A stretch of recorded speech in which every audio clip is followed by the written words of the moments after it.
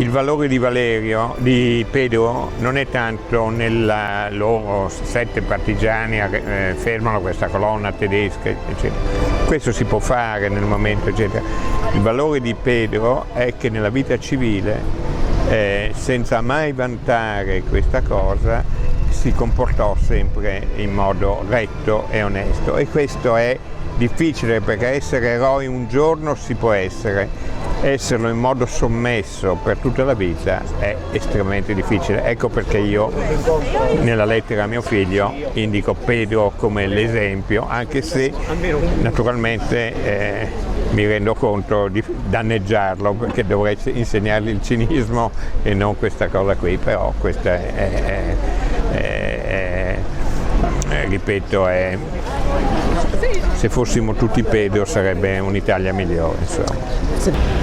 L'industrialotto di Varese, che lavora 14 ore al giorno, è un poveraccio, lavora 14 ore al giorno, ma non ha capito che cos'è il valore vero della vita. Il valore vero della vita è il tempo, e mi pare che la Sicilia, i siciliani, per loro cultura che viene da molto lontano, la Magna Grecia, questa cosa l'abbiano conservata. Poi naturalmente ci sono tutta una serie di distorsioni, tutto quello che vuoi, ma ripeto, il valore della vita è il tempo, non è il denaro. Comunque anche chi fa l'antimafia, chi è antimafia, lo fa in un modo che a me, che venivo da fuori quando eccetera, mi sembrava un po' mafioso.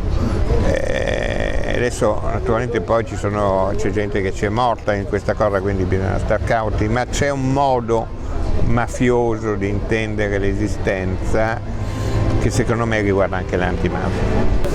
E beh, la Lega di adesso, come tutti, è chiaro che questa immigrazione produce una guerra fra poveri, lo sappiamo, ma alle spalle di queste immigrazioni, lasciando perdere le migrazioni che ci sono perché di gente che fugge dalla guerra ma prende quelli dei paesi centroafricani, c'è il fatto che l'economia occidentale è entrata in questi paesi, li ha distrutti culturalmente e economicamente, portandoli alla fame, perché prima vivevano e anche prosperavano in economie cosiddette di sussistenza, cioè autoproduzione e autoconsumo. Questa storia è stata distrutta e quindi le migrazioni che noi vediamo adesso, io l'ho detto già molti anni fa, lo dicevo allora, sono un pallido fantasma di quello che vedremo in seguito. Ce lo siamo procurato noi questa storia, e naturalmente provocando la tragedia che riguarda gli immigrati e che riguarda anche la gente che sta qua.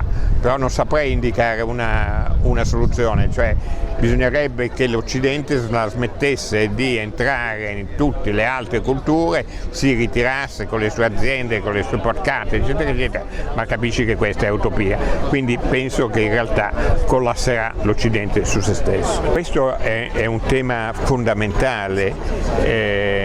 Il ritorno alla terra è essenziale. Le filosofie che hanno analizzato queste cose, che tra l'altro sono americane in linea di massima, perché gli Stati Uniti, essendo la punta di lancia del sistema, sono anche quelle che producono i primi anticorpi. Quindi bioregionalismo e neocomunitarismo cosa dicono in termini essenziali?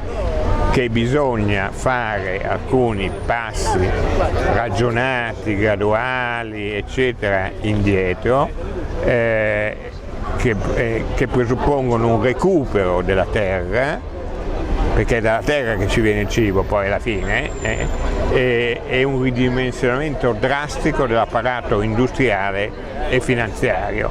Questa dovrebbe essere la linea del futuro, non fare l'Expo con i cibi thailandesi e tutte queste cose che veramente fanno venire la voglia di essere un guerrigliero di al-Baghdadi e far saltare tutto.